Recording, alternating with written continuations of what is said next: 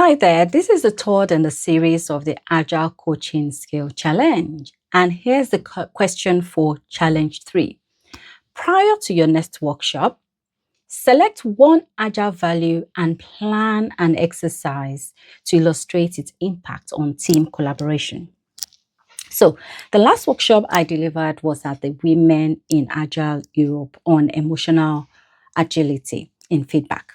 The agile value that I demonstrated most powerfully was individuals and interactions over processes and tools.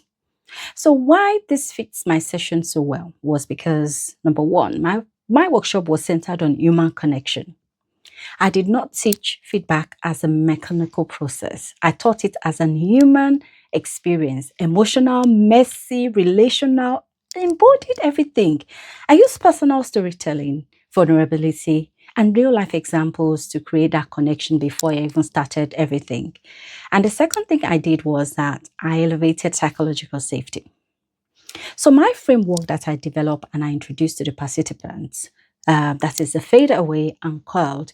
And of course, the reflection activities help to position feedback not as something to deliver, but a space for listening, understanding, and repairing trust. And this is the essence of what individuals and interaction is all about. And the third thing I did was I modeled reflective dialogue. So I encouraged participants to pause, reflect, and speak in peers and in groups. Now, this mirrors how teams improve because they improve through conversations and not just having checklists. The fourth thing I did was I treated feedback as a relationship, not as an event. My message was that emotional agility turns feedback from confrontation into collaboration, and this directly champions the values that interaction shapes outcome more than any formal tool, template, or framework.